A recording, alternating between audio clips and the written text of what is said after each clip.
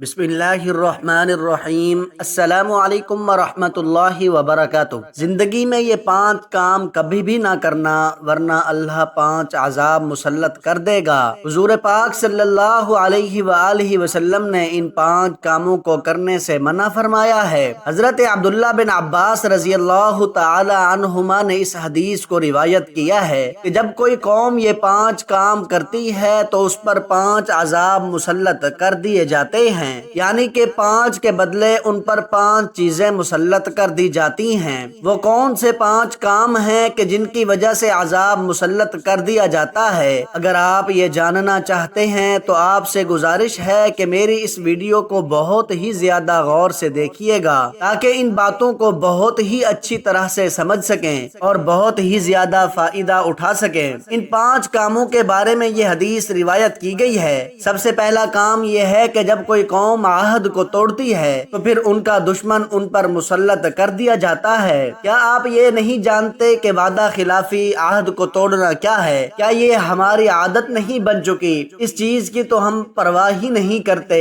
جبکہ ایک دفعہ رسول پاک صلی اللہ علیہ وآلہ وسلم نے ایک آدمی سے معاملہ فرمایا کہ میں تمہارے آنے تک یہیں کھڑا رہوں گا۔ وہ شخص تو بھول گیا، لیکن آپ صلی اللہ علیہ وسلم وہیں کھڑے رہے، حتیٰ کہ 3 دن تک وہیں کھڑے رہے، اور جب وہ شخص 3 دن کے بعد پلٹ کر آیا تو اس نے حضور پاک صلی اللہ علیہ وسلم کو وہیں پر کھڑے پایا اور سخت شرمسار ہوا۔ آپ صلی اللہ علیہ وسلم صرف نماز کے لیے یا قضاء حاجت کے لیے جاتے تھے، لیکن پھر وہیں آ کر کھڑے ہو جاتے، کیونکہ آپ صلی اللہ علیہ وآلہ وسلم نے وعدہ کیا ہوا تھا کہ میں تیرے آنے تک یہیں کھڑا رہوں گا۔ تو جب وہ شخص آیا تو آپ صلی اللہ علیہ وآلہ وسلم نے اس شخص سے فرمایا، جس کا مفہوم یہ ہے کہ تم نے تو مجھے بڑی مشقت میں ڈال دیا۔ اگر ہم آج کے دور میں اپنے معاملات کو دیکھتے ہیں تو کیا ہم عہد کی پابندی کرتے ہیں؟ کیا ہم اپنے کیے گئے وعدوں پر پورا اترتے ہیں؟ جب کوئی قوم عہد توڑتی ہے تو اس کا جو دشمن ہوتا ہے وہ اس پر حاوی ہو جاتا ہے۔ دوسرا کام جو رسول پاک صلی اللہ علیہ وآلہ وسلم نے کرنے سے منع فرمایا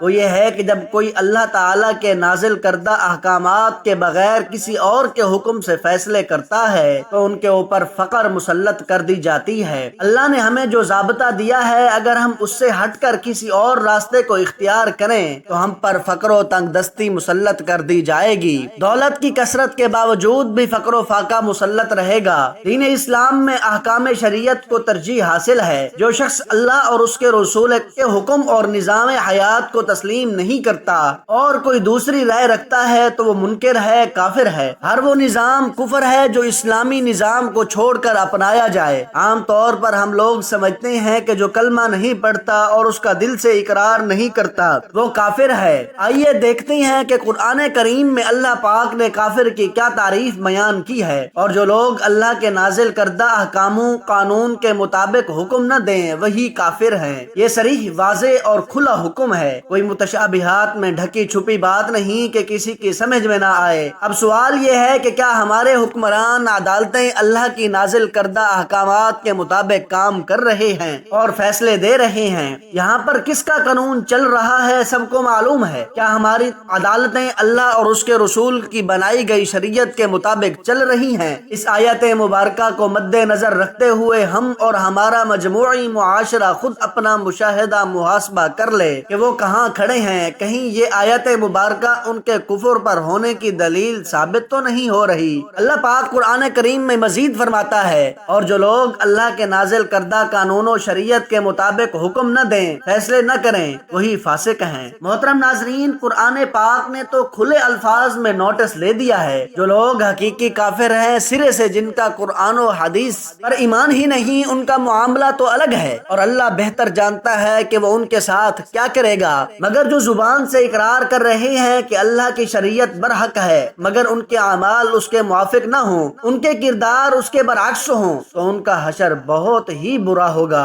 دنیا میں اس قوم کے لیے فقر و فاقہ، ذلت و رسوائی اور پستی مقدر بنا دی جاتی ہے۔ آج دنیا میں سب سے ذلیل و خوار قوم مسلمان ہے۔ دین سے دوری اور بے یقینی اس کی وجہ ہے۔ تیسرا کام یہ ہے کہ جب کسی قوم کے اندر فحاشی و بے حیائی پھیل جائے تو اس قوم میں طاعون جیسی بیماریاں جنم لیتی ہیں، اور ایسی بیماریاں جو لا علاج ہوں وہ جنم لیتی ہیں۔ اللہ تعالیٰ کے ارشاد ہے اور زنا کے قریب بھی مت جاؤ کیونکہ وہ بے حیائی کا کام ہے اور بہت ہی برا راستہ ہے۔ بے حیائی میں عریانی، بدکاری، حیا سوز فلمیں، ڈرامے، برہنہ تصاویر، مجالس میں بدن کی نمائش، عورتوں اور مردوں کا اختلاط اور بوس و کنار سب شامل ہیں۔ قرآن کریم میں ہے، کہہ دیجئے میرے رب نے اعلانیہ اور پوشیدہ بے حیائی کو حرام قرار دیا ہے۔ اللہ تعالیٰ کا ارشاد ہے، بے شک جو لوگ یہ چاہتے ہیں کہ ایمان والوں میں بے حیائی کی بات پھیلے ان کے لیے دنیا و آخرت میں دردناک عذاب ہے۔ اس آیت میں اللہ تعالیٰ نے بے حیائی کی ایک جھوٹی خبر کی تشہیر کو بھی بے حیائی سے تعبیر فرمایا ہے اور اسے دنیا و آخرت میں دردناک عذاب کا باعث قرار دیا ہے۔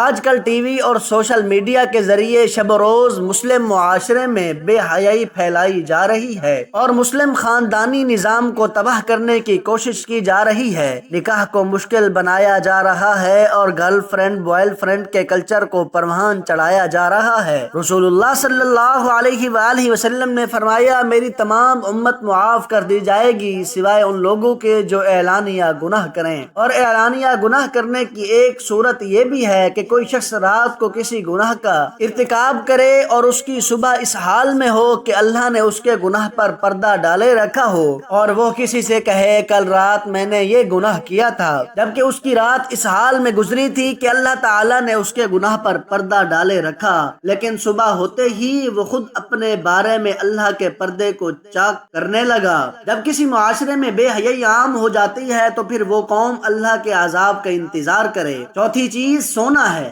جو حضور پاک صلی اللہ علیہ وآلہ وسلم نے مردوں کو پہننے سے منع فرمایا۔ تاکید فرمائی کہ مرد حضرات سونے کی انگوٹھیاں نہ پہنے کیونکہ اس سے نسوانیت و زنانہ پن کی طرف میلان اور مردانگی کی نفی ہوتی ہے اور انسانی مزاج میں عیش پرستی پیدا ہوتی ہے۔ ایک حدیث میں آتا ہے کہ ایک دن رسول اللہ صلی اللہ علیہ وآلہ وسلم اس حال میں باہر تشریف لائے کہ آپ صلی اللہ علیہ وسلم کے ایک ہاتھ میں ریشم اور دوسرے میں سونا تھا۔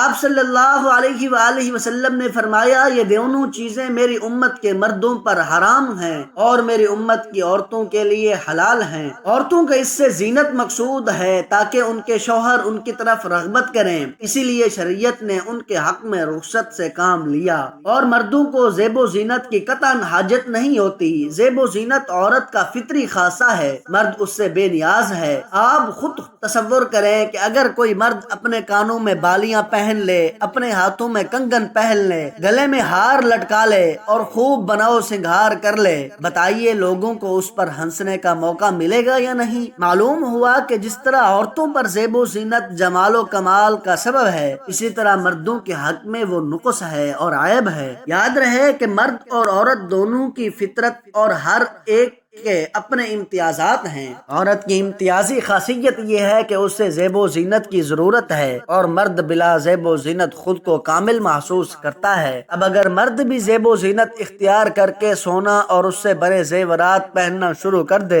تو یہ فطرت کے برخلاف ہے۔ یہی وجہ ہے کہ بہت ساری احادیثوں میں مردوں کو عورتوں کی اور عورتوں کو مردوں کی مشابہت سے منع کیا گیا ہے تاکہ ان کے درمیان امتیازی سرحد قائم رہے۔ پانچویں چیز جس سے رسول پاک صلی اللہ علیہ وآلہ وسلم نے منع فرمایا ہے وہ ہے چاندی کے برتنوں میں نہ کھانا نہ پینا، کیونکہ اس سے تکبر کا اظہار ہوتا ہے اور یہ مال کی تباہی کا سبب بنتا ہے۔ سونے چاندی کے برتنوں میں کھانا پینا یا ان کو کسی دوسرے مقصد کے لیے استعمال کرنا، مثلا ان کی جالیوں سے تیل لگانا یا ان کی عطر دانوں سے عطر لگانا یا ان کے لوٹے یا تشت وغیرہ سے وضو کرنا، سب ممنوع ہے اور یہ ممانعت مرد و عورت دونوں کے لیے ہے۔ اگر سونے چاندی کی چیزیں محض مکان کی آرائش و زینت کے لیے ہوں، مثلا کرینہ سے ان کے برتن وغیرہ لگا دیے جائیں کہ مکان آراستہ ہو جائے تو اس میں کوئی حرج نہیں ہے، مگر ان کے اندر کھانا پینا ممنوع ہے۔ اور حضور پاک صلی اللہ علیہ وآلہ وسلم کا ارشاد ہے کہ جو سونے چاندی کے برتنوں کو کھانے پینے میں استعمال کرتا ہے تو اس کے رزق میں سے